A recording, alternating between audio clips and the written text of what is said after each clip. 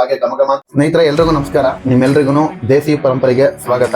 ಇವರು ನಮ್ಮ ತಾಯಿ ಗೀತಾ ಅಂತ ಹೇಳಿ. ಈಗಾಗಲೇ ತುಂಬಾ ಕಡೆ ಇವೆಂಟ್ಸ್ ಗಳಿಗೆ ಮತ್ತೆ ನಮ್ಮ ಸ್ಟೋರ್ ಗಳಿಗೆ ನೀವೆಲ್ಲ ಬಂದಾಗ ಹೇಳ್ತಿದ್ರಿ ನಮ್ಮಲ್ಲಿರುವಂತ ರೆಡಿ ಮಿಕ್ಸ್ ಪೌಡರ್ಸ್ ನ, example moringa powder, peanut powder, idli ಪುಡಿ, ಇದನ್ನ ಯಾವ ತರ ಬಳಸೋದು, ಎಷ್ಟು ಕ್ವಾಂಟಿಟಿ ಹಾಕ್ಬೇಕು ಅನ್ನೋದ್ರ ಬಗ್ಗೆ ಕೇಳ್ತಿದ್ರಿ. ಇದನ್ನ ನಮ್ಮ ತಾಯಿಯವರು ತೋರಿಸ್ಕೊಡ್ತಾರೆ. ಮೊದಲನೇದಾಗಿ ಮೊರಿಂಗಾ ಪೌಡರ್ ಇಂದ ದೋಸೆ ಯಾವ ತರ ಮಾಡೋದು ಅನ್ನೋದ್ರ ಬಗ್ಗೆ ತಿಳ್ಕೊಳ್ಳೋಣ ಬನ್ನಿ. ಮೊರಿಂಗಾ ಪೌಡರ್ ಬಳಸಿ ರುಚಿಯಾದ ದೋಸೆ ಮಾಡೋಣ ಬನ್ನಿ.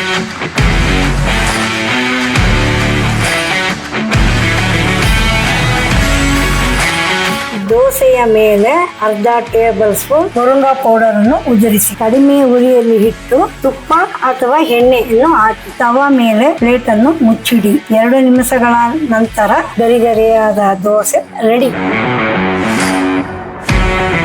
ನಮ್ಮ ತಾಯಿಯವರು ಮೊರಿಂಗಾ ದೋಸೆ ನುಗ್ಗೆ ಸೊಪ್ಪಿಂದ ಪೌಡರ್ ಇಂದ ದೋಸೆ ಮಾಡ್ಕೊಟ್ಟಿದ್ದಾರೆ.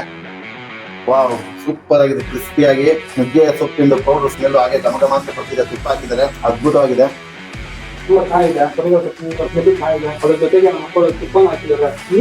ಈಗಾಗಲೇ ನೀವು ಮೊರಿಂಗಾ ಪೌಡರ್ ದೋಸೆ ಯಾವ ತರ ಮಾಡೋದು ಅನ್ನೋದ್ರ ಬಗ್ಗೆ ತಿಳ್ಕೊಂಡಿದ್ದೀರಾ. ಇದು ದೋಸೆಗೆ ಅಷ್ಟೇ ಅಲ್ಲ, ರೈಸ್ ಕೂಡ ಯೂಸ್ ಮಾಡಬಹುದು. ತುಪ್ಪ ಹಾಕೊಂಡು ಒಂದ್ಸಲ ಟೇಸ್ಟ್ ಮಾಡಿ ನೋಡಿ, ಬಹಳ ಚೆನ್ನಾಗಿರುತ್ತೆ. ಆರೋಗ್ಯಕ್ಕೆ ತುಂಬಾ ಒಳ್ಳೇದು. ಇಷ್ಟ ಆಯ್ತು ಅಂದ್ರೆ ನಿಮ್ಮ ಸ್ನೇಹಿತರ ಜೊತೆಗೆ ಹೇಳಿ. ನಮ್ಮ ವೆಬ್ಸೈಟ್ ಕಾಂಟ್ಯಾಕ್ಟ್ ನಂಬರ್ ಇದೆ, ಬುಕ್ ಮಾಡಿ. ಆನ್ಲೈನ್ ಅಲ್ಲಿ ನಮ್ಮಲ್ಲಿ ಹಲವಾರು ಪ್ರಾಡಕ್ಟ್ಸ್ ಗಳಿದೆ. ಹಾಗೆ ನಮ್ಮಲ್ಲಿ ಮೊರಿಂಗಾ ಸೂಪ್ ಪೌಡರ್ ಕೂಡ ಸಿಗುತ್ತೆ, ಅದು ಕೂಡ ತುಂಬಾ ಚೆನ್ನಾಗಿದೆ. ಒಂದ್ಸಲ ಟ್ರೈ ಮಾಡಿ ನೋಡಿ. ಈ ವಿಡಿಯೋ ಇಷ್ಟ ಆಗಿತ್ತು ಅಂದ್ರೆ ಲೈಕ್ ಮಾಡಿ, ಕಮೆಂಟ್ ಮಾಡಿ, ಶೇರ್ ಮಾಡಿ. Thank you.